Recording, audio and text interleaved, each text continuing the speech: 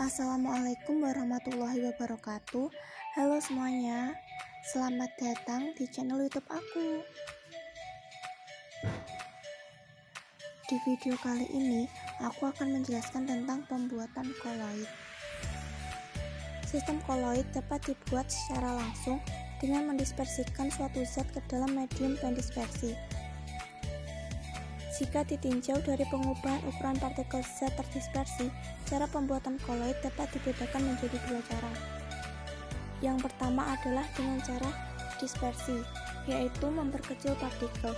Cara ini melibatkan pengubahan ukuran partikel besar, misalnya suspensi atau padatan, menjadi ukuran partikel koloid. Nah, apa sajakah metode cara dispersi? Yang pertama adalah A. Dispersi langsung atau mekanik. Cara ini dilakukan dengan memperkecil zat terdispersi sebelum didispersikan ke dalam medium pendispersi. Sebagai contoh, pada pembuatan sol belerang dalam air, serbuk belerang dihaluskan dahulu dengan menggerus bersama kristal gula secara berulang-ulang. Sementara itu, campuran semen dengan air dapat membentuk koloid secara langsung karena partikel-partikel semen sudah digiling sedemikian rupa sehingga ukuran partikelnya menjadi ukuran koloid. Berikutnya, B. Homogenisasi. Pembuatan susu kental manis yang bebas kasein dilakukan dengan mencampurkan serbuk susu skim ke dalam air di dalam mesin homogenisasi, sehingga partikel-partikel susu berubah menjadi ukuran partikel koloid. Emulasi obat pada pabrik obat dilakukan dengan proses homogenisasi menggunakan mesin homogenisasi. Selanjutnya, C. Peptisasi. Dilakukan dengan cara memecah partikel-partikel besar, misalnya suspensi, gumpalan, atau endapan dengan menambahkan zat pemecah tertentu. Sebagai contoh, endapan AlOH 3 kali akan berubah menjadi koloid dengan menambahkan AlCl3 ke dalamnya. Endapan AgCl akan berubah menjadi koloid dengan menambahkan larutan NH3 secukupnya. Yang terakhir, D. Busur Bredig, yaitu suatu alat yang khusus digunakan untuk membentuk koloid logam. Proses ini dilakukan dengan cara meletakkan logam yang akan dibuat menjadi koloid pada kedua ujung elektrod dan kemudian diberi arus listrik yang cukup kuat sehingga terjadi loncatan bunga api listrik. Suhu tinggi akibat adanya loncatan bunga api listrik mengakibatkan logam akan menguap dan selanjutnya terdispersi ke dalam air membentuk suatu koloid logam.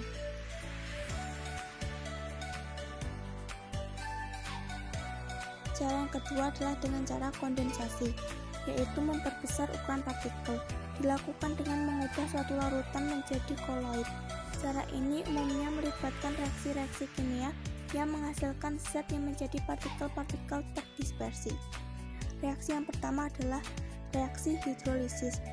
Reaksi ini umumnya digunakan untuk membuat koloid-koloid basah dari suatu garam yang dihidrolisis atau direaksikan dengan air. Contohnya berikut ini.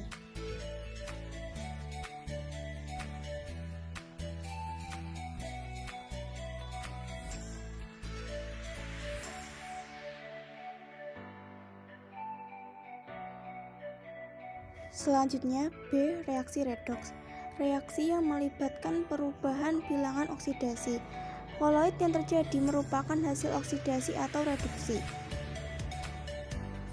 Berikut ini adalah contohnya.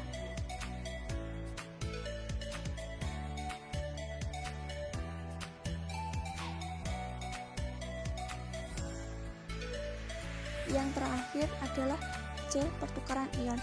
Reaksi pertukaran ion umumnya dilakukan untuk membuat koloid dari zat-zat yang sukar larut atau endapan yang dihasilkan pada reaksi kimia. Contohnya adalah berikut ini.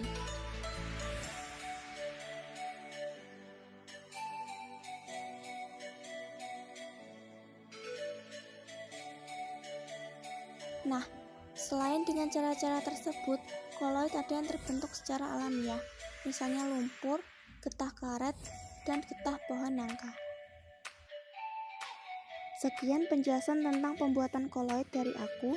Jangan lupa bantu subscribe, like, share channel YouTube aku, dan follow juga Instagram aku @lucky.everyone.